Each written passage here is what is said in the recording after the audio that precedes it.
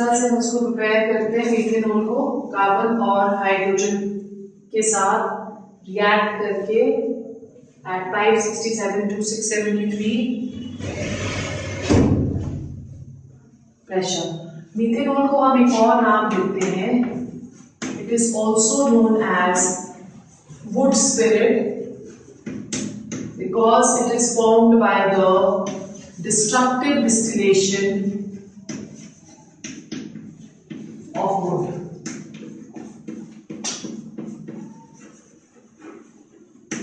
Destructive distillation of wood, ठीक है। तो इस तरह से हम इसको प्रिपेयर करते हैं। Then we go on to the uses of methanol. देखो number 1, it is used as a solvent for paint and varnishes.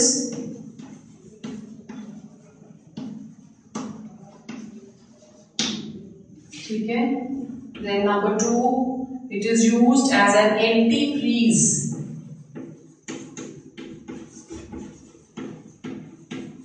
in automobile industry.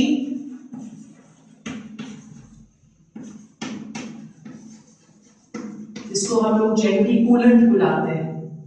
Okay, coolant. जब गाड़ी गर्म हो जाती है तो उसके अंदर एक बॉक्स रहता है जिसके अंदर कूलेंट रहता है, वो उसकी हीट की सर्कुलेशन को या जो भी वार्मथ उसके अंदर हो रही है उसको लोअर डाउन कर देता है। तो that is known as an anti freeze. अगर हम वाटर उसमें यूज करेंगे तो वाटर का मेल्टिंग पॉइंट 0 डिग्री सेल्सियस है, तो विंटर्स में वो क्या होगा, वो बहुत ही ज्यादा ठंडा हो जाता है and can also freeze. As a result of which we have to use something else जिसका जो फ्रीजिंग पॉइंट है it is less than 0 degree. ठीक है। So this is used in the automobile industry. Then number 3, it is used in the manufacture of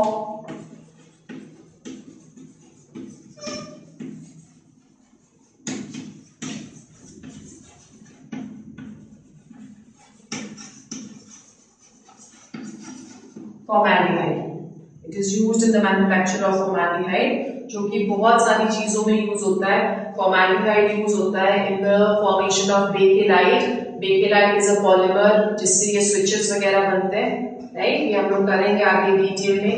फॉर्मैल्डिहाइड is also used to form plastics, तो उसके लिए भी ये यूज होगा। Then number 4, it is used in the denaturation of ethyl alcohol. This we have already done. ये process क्या होता है जिसमें डीनेचरिंग करते हैं इथाइल अल्कोहल की। When ethyl alcohol has to be used in laboratories, तो इसको drinking purposes, basically ethyl alcohol is used for drinking purposes.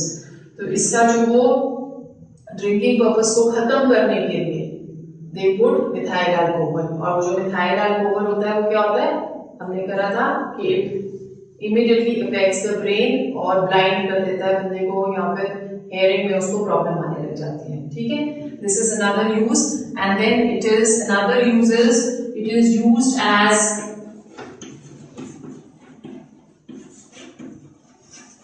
motor fuels।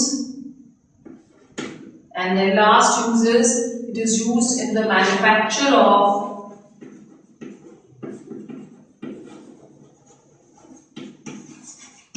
perfumes, varnishes।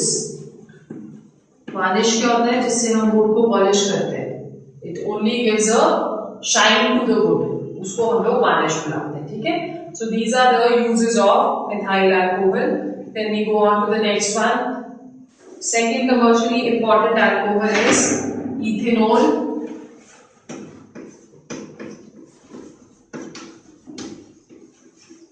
or it is also known as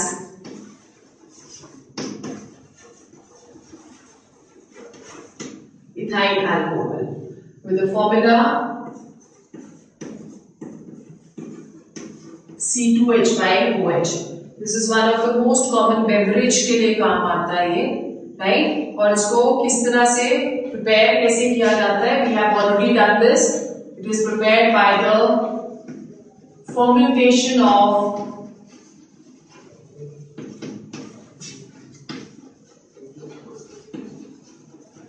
sugars, right?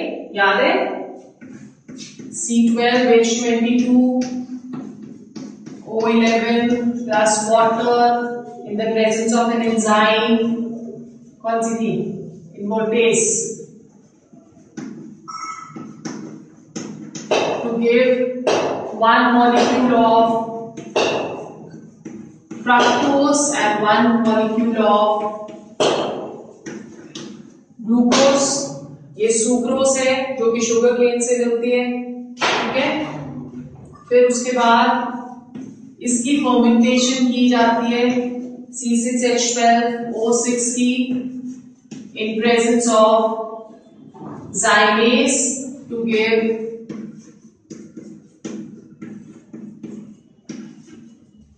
ethyl alcohol plus carbon dioxide। ये वाली reaction हम already कर चुके हैं। Uses देखो, first use है it is used as again a solvent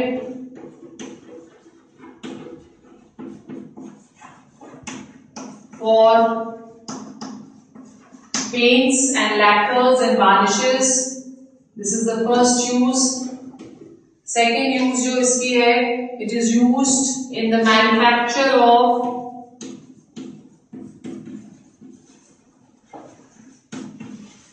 alcoholic beverages,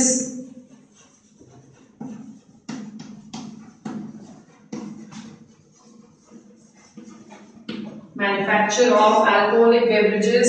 Number 3, it is used in the preparation of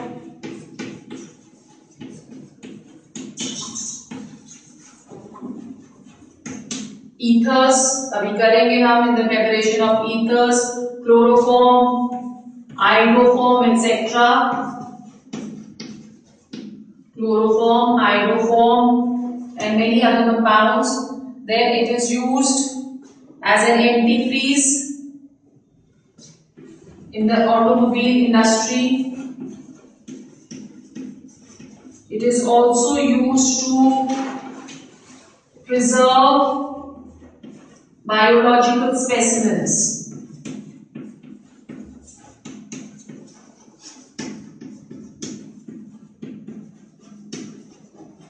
It is also used to preserve biological specimens.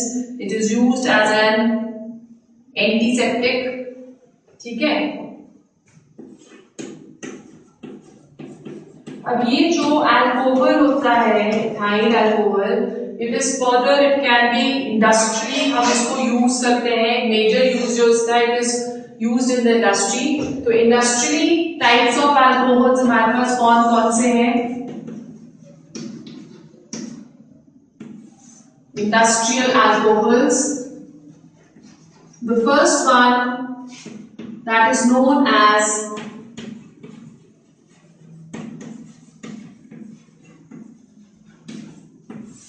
Absolute alcohol. जो absolute alcohol होता है, that alcohol is 100% pure ethanol, ठीक है।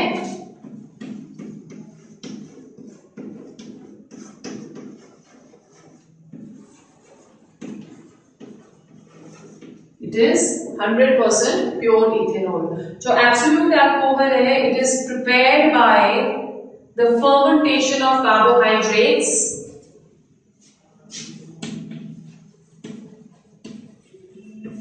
it is prepared by fermentation. This fermentation gives us approximately 95% alcohol. इसके manufacture से जो मिलती है हमें 95% अल्कोहल है। और 100% अल्कोहल बनाने के लिए to form 100% alcohol, we add some benzene to it. 95% हमको फर्मेंटेशन से मिल गया, उसमें हम लोग बेंजीन ऐड करेंगे और फिर एजियोट्रोपिक मिक्सचर बनाते हैं। पता है ना एजियोट्रोपिक मिक्सचर हमने किया हुआ सॉल्यूशंस वाले चैप्टर में। फिर एजोट्रोपिक मिक्सचर बनाते हैं और उससे हम लोग approximately 99.9% of alcohol is removed, ठीक है, इट इज डिस्टिल्ड आउट। सो ये फर्स्ट टाइप ऑफ अल्कोहल होता है which is absolute alcohol. Second type of alcohol is denatured alcohol.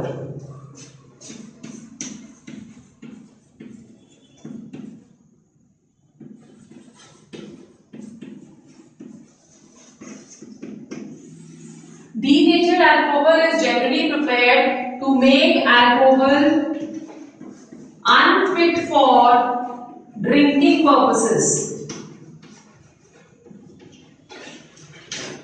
right? So इसमें हम ड्रिंकिंग पर्पसेस के लिए अनफिट करने के लिए हम क्या करते हैं, हम इथाइल अल्कोहल लेते हैं, इसमें हम थोड़ा सा कॉपर सल्फेट डालते हैं। ये जो कॉपर सल्फेट है ये इसको ब्लू कलर दे देता है, तो देखने में ये हमें अल्कोहल नजर नहीं आती। प्लस एक फाउल स्मेल देने के लिए हम इसमें pyridine डाल देते हैं। सो pyridine gives a very foul smell।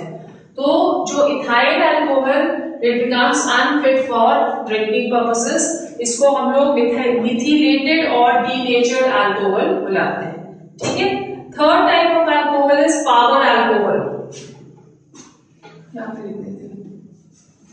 Third type of alcohol is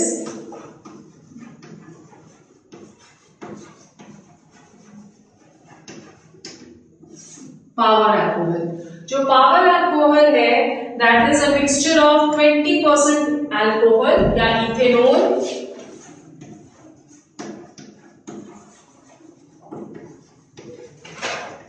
plus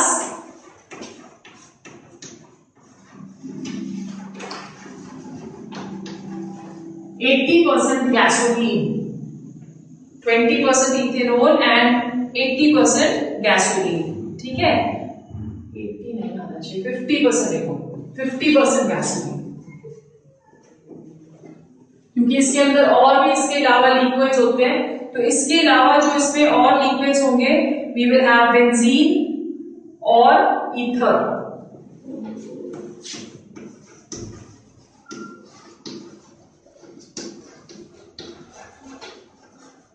benzene और ether, right. This is what power alcohol is.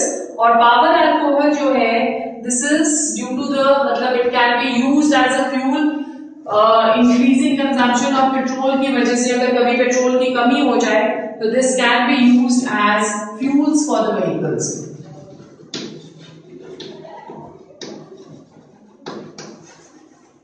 Then the last type, fourth is alcoholic beverages. In this case, alcohol is generally used as for drinking purposes और बहुत सारे होते हैं। You have normal alcohol, basically हम इसको classify करते हैं into two, wines and liquors, wines and liquors। Wines जो है दे आर अनडिस्टिल्ड फॉर्म जो कि फ्रूट से बनते हैं, जैसे ग्रेप वाइन हो गया, एप्पल वाइन हो गया, जितने भी फ्लावर्स से भी बनने लगे हैं आप, तो वो जो अप्राश के रोडोडेंड्रॉन फ्लावर्स होते हैं ना उसकी भी वाइन बनती है। फिर लिकर्स आर डिस्टिल्ड अल्कोहल्स, जैसे विस्की हो गई, स्कॉच हो गई, that all will come under this. Then another category of alcoholic beverages is beer. Okay, content इसमें अल्कोहल्स की कमी होती है, डिपेंड्स अपॉन कि क्या चीज है।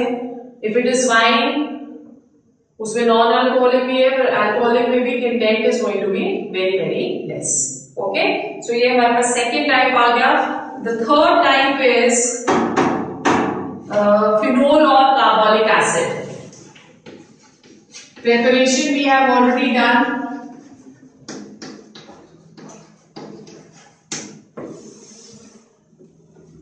Directly we go to the uses of phenol. It is used in the manufacture of bakelite, bakelite basically जो है वो फिनोल और फॉर्मेल्डिहाइड का एक पॉलीमर है, ठीक है। So it is used to manufacture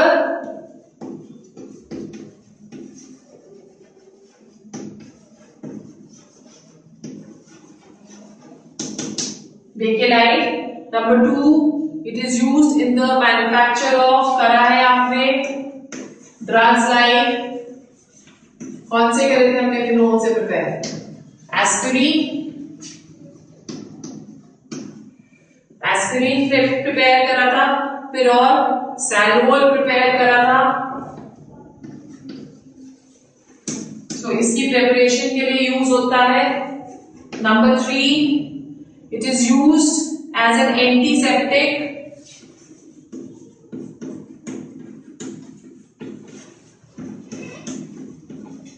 in soaps and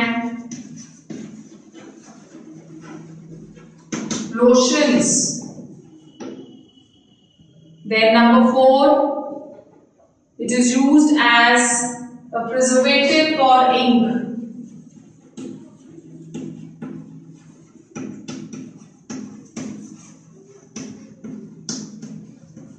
It is also used in the preparation of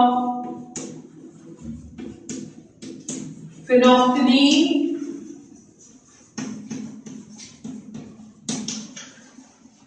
which is used as an indicator, titrations में indicator की तरह इसको हम लोग यूज करते हैं। फिर और क्या क्या प्रिपेयर करा हमने इससे, एजोडाई भी करा था, है ना, कपलिंग रिएक्शन में एजोडाई। पिक्रिक एसिड भी करा है हमने प्रिपेयर। क्या होता है पिक्रिक एसिड, 2,4,6 ट्राइनाइट्रोफिनोल। पिक्रिक एसिड भी हमने इससे प्रिपेयर करा। फिर और क्या प्रिपेयर करा है, साइक्लोहेक्सेनोल भी प्रिपेयर करा था। So it is basically used for the preparation of various reagents जो आगे कहीं ना कहीं यूज होते हैं, right. So with this we finish alcohols and phenols. Let's go on to the second part of this chapter, which is ethers. We already know that ethers, they are functional isomers of alcohols. They are represented by the general formula ROR, जहां पे R जो है that is the alkyl group, right? Depending upon the alkyl group on both the sides, we classify ethers into two. One is symmetrical ethers. In symmetrical ethers, both the alkyl group on both the sides is same. For example, CH3O, CH3. This is commonly named as dimethyl ether, ठीक है। और अगर हमारे पास ethyl groups है दोनों side, तो it is known as diethyl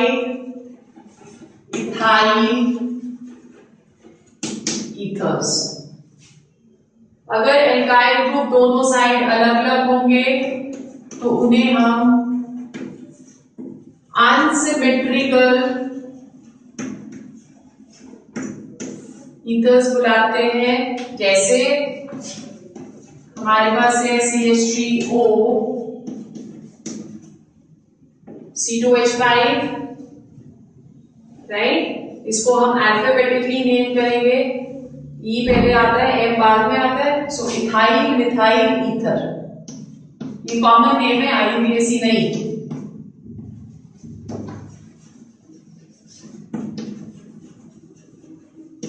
ethyl methyl ether. अब इनको हम लोग क्लासिफाई कर सकते हैं to primary, secondary and tertiary ethers also.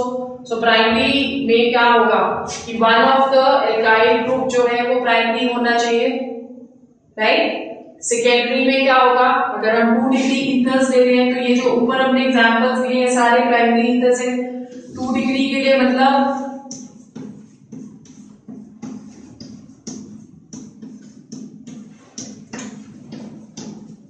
This is 2 degree. Okay, naming I just tell you किस तरह से इसकी करते हैं IUPAC के अकॉर्डिंगली। सेकेंड 3 डिग्री अगर हम लोग ले रहे हैं,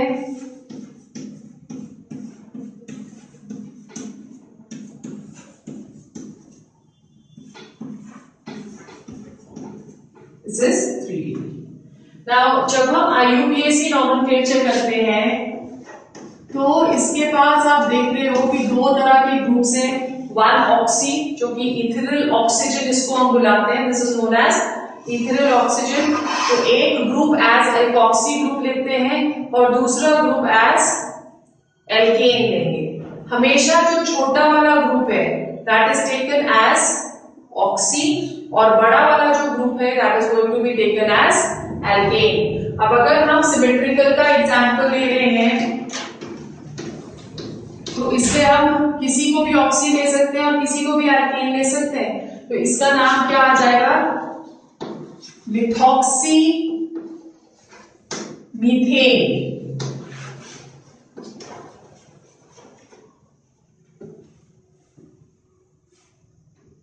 ठीक है। अब अगर हम अनसिमेट्रिकल ले रहे हैं then this will be बड़ा as oxy, बड़ा as alkane और छोटा as oxy। तो छोटा यहाँ पे CH3 है, so this will be named as methoxy ethane। ठीक है। उसी तरह से यहां पे आ जाओ, जो हमने 2 डिग्री किया है, so 2 डिग्री में छोटा वाला तो methoxy ले लेंगे,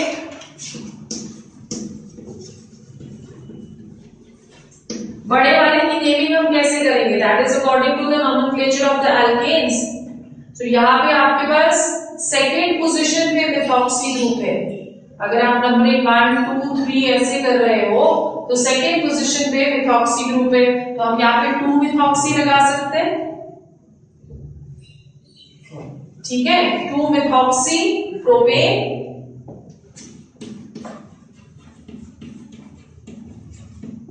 राइट। उसी तरह से यहां पे अगर हम आ जाते हैं तो हम नंबरिंग यहां से शुरू करेंगे 1 2 3। तो इसके पास इसका नेम क्या आ जाएगा, एक मिथाइल ग्रुप है, एक मिथॉक्सी है, तो 2 methoxy 2 methyl propane. Is it clear. Naming कैसे करनी है, अगर बेंजीन रिंग के साथ है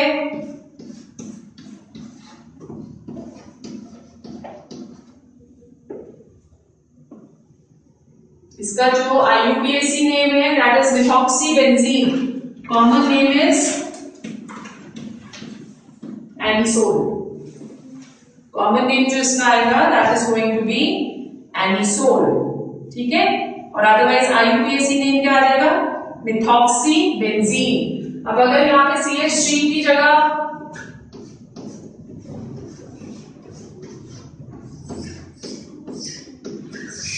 C2H5 होगा तो क्या नाम आएगा, ethoxy benzene.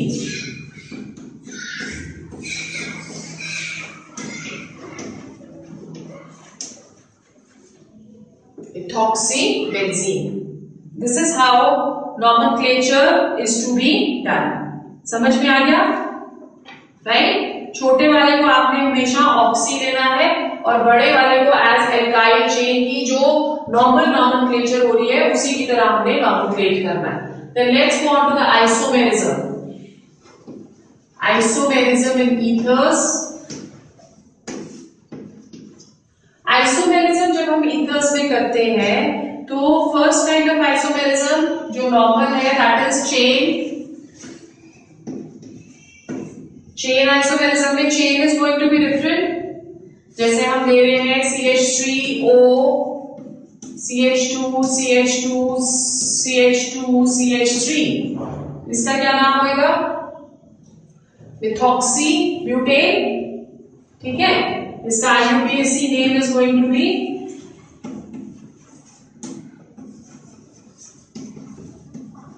methoxybutane. Now if this chain changes,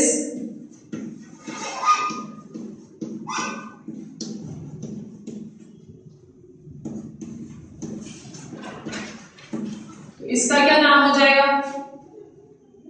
methoxy, कौन सी उस पे है?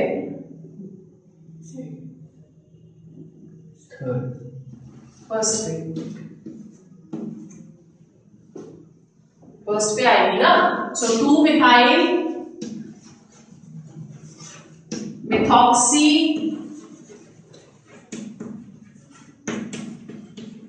प्रोपेन।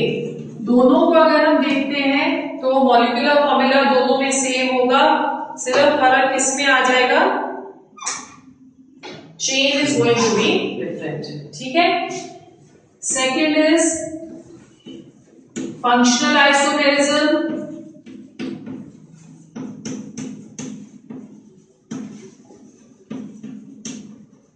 फंक्शनल आइसोमेरिज्म में हमने ऑलरेडी करा था जब अल्कोहल्स करा था कि alcohols and ethers they are functional isomers of each other. जैसे हमारे पास आ गया CH3 CH2OH, this is ethyl alcohol, और इथेनॉल, और इसका आइसोमर इज डाइमिथाइल ईथर और मिथॉक्सीमीथेन। ठीक है। सो ये फंक्शनल आइसोमर्स है। एक स्पेशल काइंड ऑफ आइसोमेरिज्म इसमें एग्जिस्ट करता है जिसे हम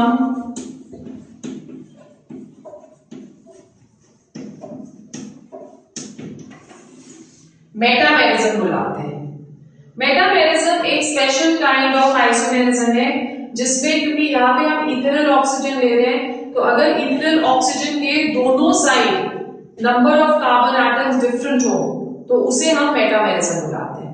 जैसे for example we have CH3 CH2O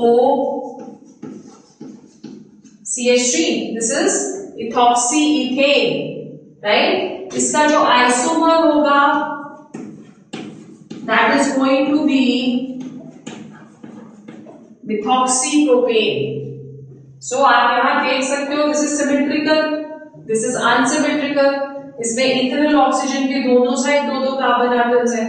जब हम इसको थोड़ा सा रीअरेंज करते हैं तो यहाँ पे इथेनल ऑक्सीजन के एक साइड एक कार्बन एटम और दूसरी साइड 3 कार्बन एटम हो जाते हैं। मॉलिक्यूलर फॉर्मूला हाउएवर दोनों का सेम रहेगा। इसे हम मेटामेरिज्म बुलाते हैं। मेटामेरिज्म एस्टर्स, ईथर्स और कीटोन्स सिर्फ इनमें एग्जिस्ट करता है। Okay, ethers, asters and ketones. So this is isomerism. Then we go on to methods of preparation of ethers. Methods of preparation of ethers. The first method of preparation is by dehydration of alcohols.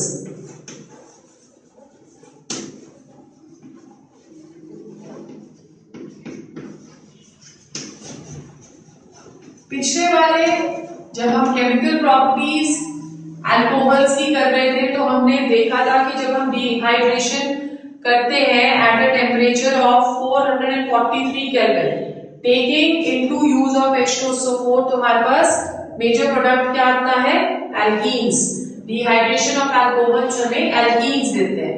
But अगर हम temperature थोड़ा सा कम कर दें, से हम temperature कर देते हैं अप्रोक्सीमेटली 413 केल्विन, तो in that case instead of alkenes ethers they are going to be formed. ठीक है। तो इस रिएक्शन में temperature maintenance is very very important. तो अगर हमारे पास अल्कोहल है, ओके, इसको अगर हम H2SO4 के साथ ट्रीट कर रहे हैं at a temperature of 433 kelvin, then the major product जो कि हमें मिलेगा वो एल्कीन होगा।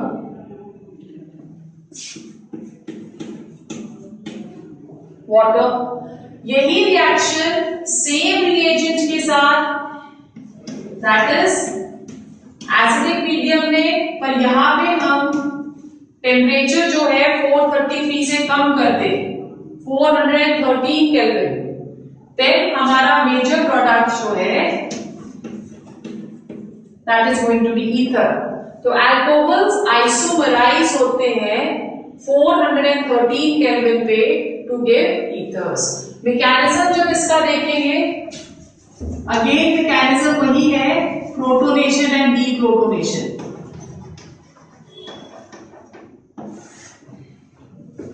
Mechanism same, protonation and deprotonation.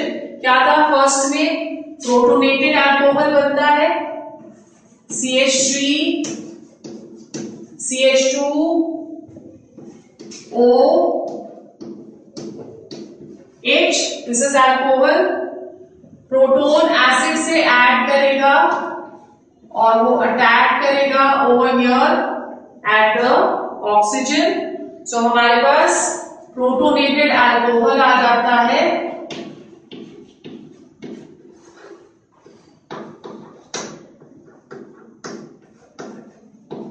With a positive charge, ठीक है। सेकेंड वाले में, सेकेंड स्टेप में एक और मॉलिक्यूल अल्कोहल का रिएक्ट करेगा। सो एक और मॉलिक्यूल आ गया CH3 CH2 O H। यहां से removal of water is going to take place.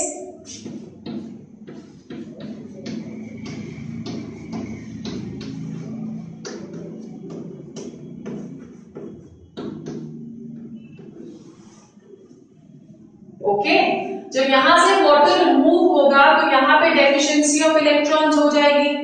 अगर यहां डेफिशिएंसी ऑफ इलेक्ट्रॉन्स हो जाएगी तो इसके पास इलेक्ट्रॉन ज्यादा है, ये इजीली इसके ऊपर अटैक कर सकता है as a nucleophile. So what do we gate,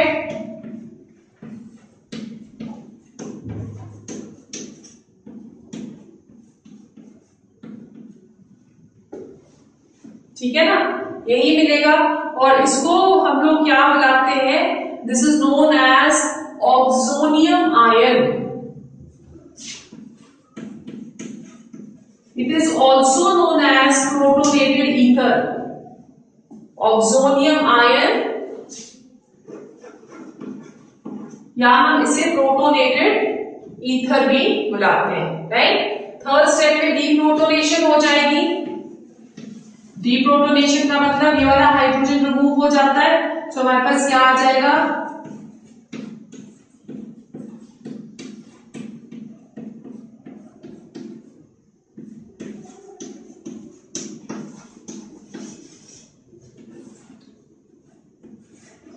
this is removed, so we will get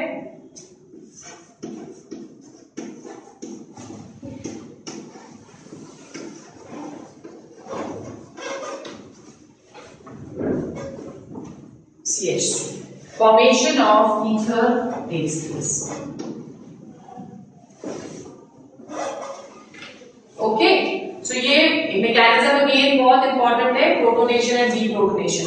now जब हम रिएक्शन देख रहे हैं तो हमें यहाँ पे बहुत क्लियरली नजर आ रहा है कि ये अल्कोहल एल्कीन भी बना सकता है, यही अल्कोहल ईथर भी बना सकता है। तो ईथर्स बनाने के लिए हमको कुछ ऐसी कंडीशंस को मेंटेन करना पड़ेगा ताकि एल्कीन ना बने, ठीक है। सो क्या है वो conditions,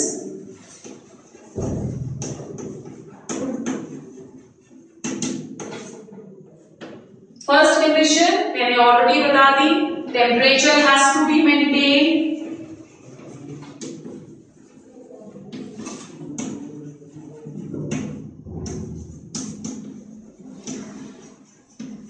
At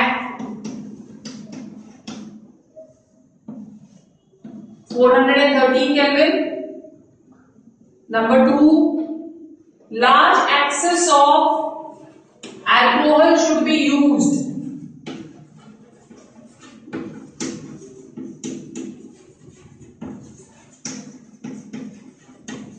Q large excess of alcohol, because over here you can see that we can need another molecule of alcohol. तो अगर अल्कोहल हम कम यूज करेंगे, ये वाली जो रिएक्शन है ये SN2 मैकेनिज्म से हो रही है ना, carbocation formation is taking place. Okay, so इसलिए जब इस तरह से होगी तो हमें एक्सेस ऑफ अल्कोहल चाहिए। देन नंबर 3, थर्ड कंडीशन जो है, that is alkyl group should be unhindered.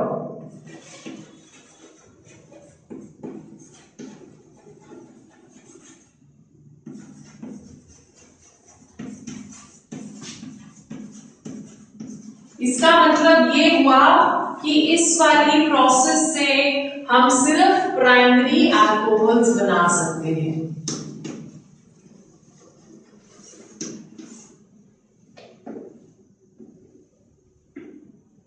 Only primary alcohol, primary ethers can be formed by this method.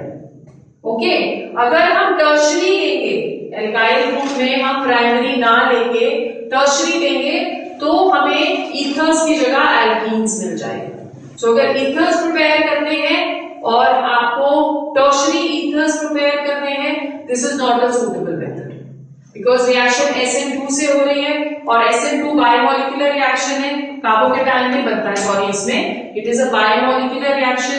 Biomolecular reaction का मतलब क्या हुआ? Simultaneous attack of the second group is going to take place over here, तो intermediate बनता है।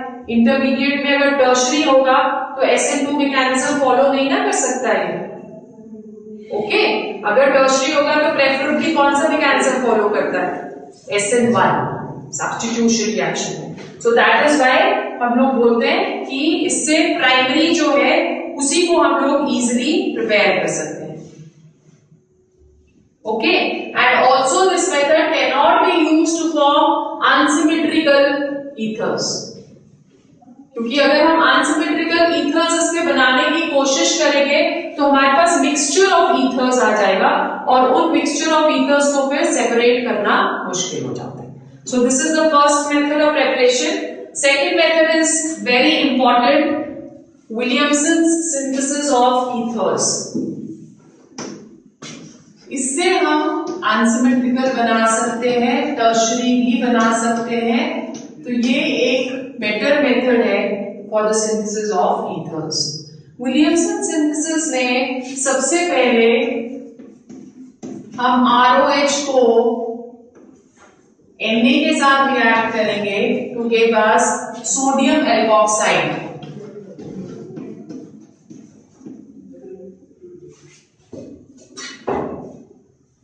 Okay, to give us sodium alkoxide. Then this sodium alkoxide which is formed, it reacts with a molecule of RX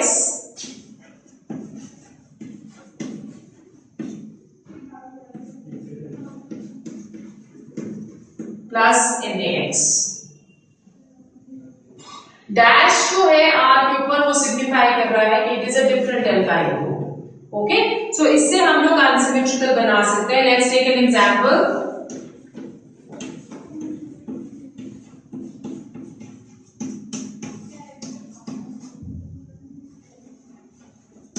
suppose हम ये reaction ले रहे हैं, sodium ethoxide bromomethane, सो हमारे पास क्या आ जाएगा?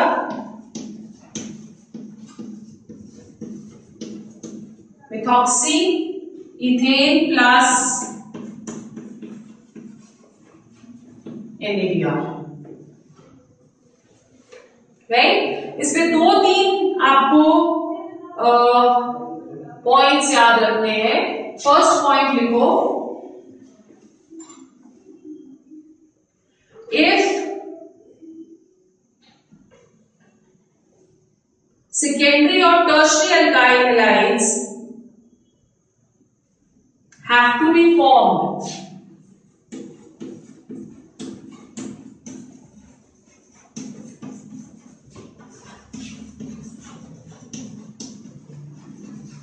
then the alkyl halide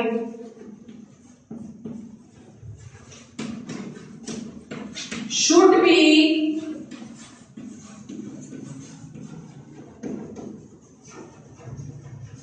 primary. जैसे अगर हमको टर्शरी करना है तो हमें एल्कोक्साइड टर्शरी लेना पड़ेगा।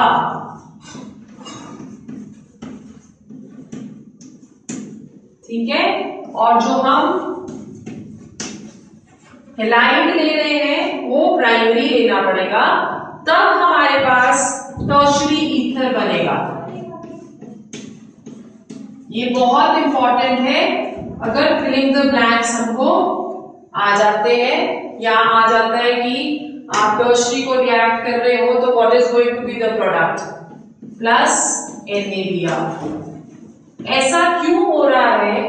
क्योंकि अगर हम टर्शरी ब्रोमाइड लेंगे तो टर्शरी ब्रोमाइड में और प्राइमरी ये लेते हैं तो हमारे पास प्रोडक्ट एल्कीन आ जाता है।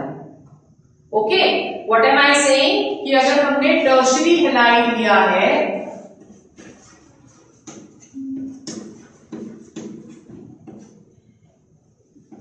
और प्राइमरी एल्कोक्साइड लिया है, तो जो हमारे पास आएगा that is going to be an alkene.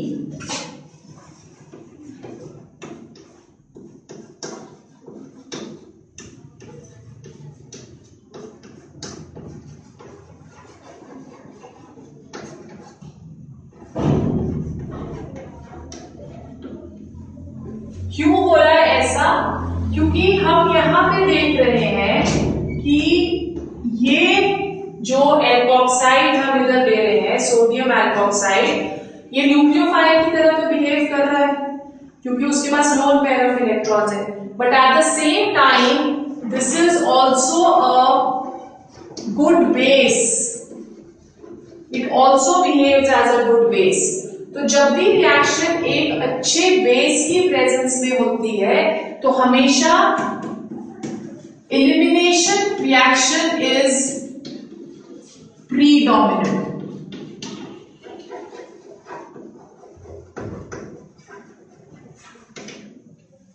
दो तरह की रिएक्शंस होगी ना, क्योंकि जब ये न्यूक्लियोफाइल की तरह रिएक्ट करेगा तो न्यूक्लियोफिलिक सब्स्टिट्यूशन रिएक्शन होगी। तो न्यूक्लियोफिलिक सब्स्टिट्यूशन रिएक्शन हमने ऑलरेडी करा, SN2 पाथ फॉलो कर रही है। ठीक है, पर ये बेस की तरह भी बिहेव करता है, तो इसलिए जब ये बेस की तरह बिहेव करेगा तो इसमें हमेशा टेंडेंसी रहेगी to extract the proton from here, क्योंकि बेसिस क्या करते हैं, एक प्रोटॉन को एक्सट्रैक्ट करते हैं ना, टू बिकम न्यूट्रलाइजेशन रिएक्शन करने के लिए। तो इसका यही फंडा रहेगा कि यहां से किसी ना किसी तरह से प्रोटॉन को एक्सट्रैक्ट किया जाए। ये अगर टर्शरी होगा तो प्रोटॉन एक्सट्रैक्ट करना ज्यादा आसान है rather than substitution of bromine, क्योंकि हमने जब रिएक्शंस करी तो हमने अल्कोहलिक KOH की प्रेजेंस में जब हम रिएक्शन करते हैं तो एलिमिनेशन प्रीडोमिनेट होती है ना, और जब हम एक्वस की प्रेजेंस में करते हैं तो सब्स्टिट्यूशन प्रीडोमिनेंट होती है। ये हम ऑलरेडी फर्स्ट चैप्टर में पढ़ चुके हैं। तो यहाँ पे भी यही होगा, because this is behaving as a base, तो इसमें टेंडेंसी रहती है कि एक इसमें से प्रोटॉन को ये एक्सेप्ट कर ले। जब ये प्रोटॉन को एक्सेप्ट करेगा तो हमारे पास एल्कीन बनेगा और ईथर नहीं। सो इसलिए टर्शरी ईथर बनाने के लिए प्रेफरेबली जो एल्कोक्साइड है वो हमेशा क्या होना चाहिए, it should always be tertiary. Clear? इससे हम एनिसोल भी इजीली बना सकते हैं।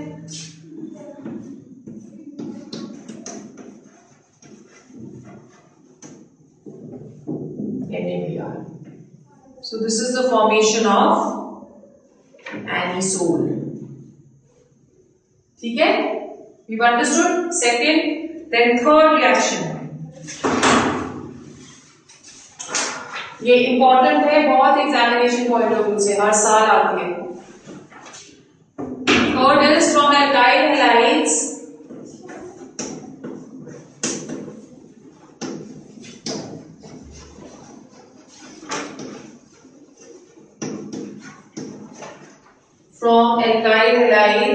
by treating with dry silver oxide.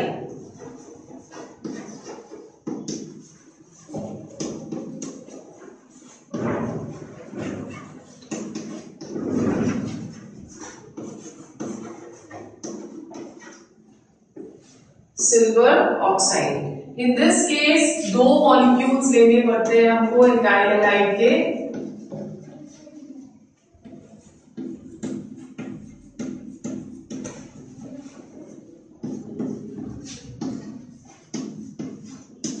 जब यहां से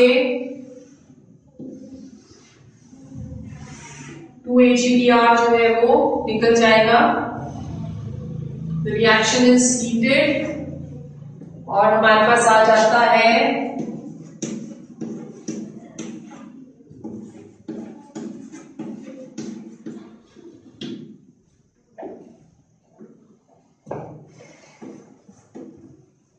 then number 4, by action of diazomethane on alcohol.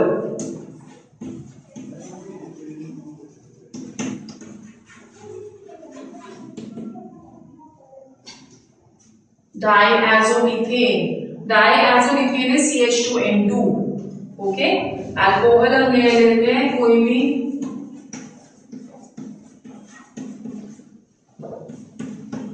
This is diazomethane CH2N2.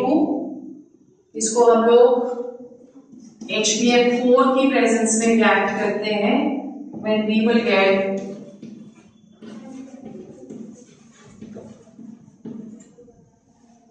methoxyethane and nitrogen. ठीक है? So these are the methods of preparation. Tomorrow we are going to finish this chapter.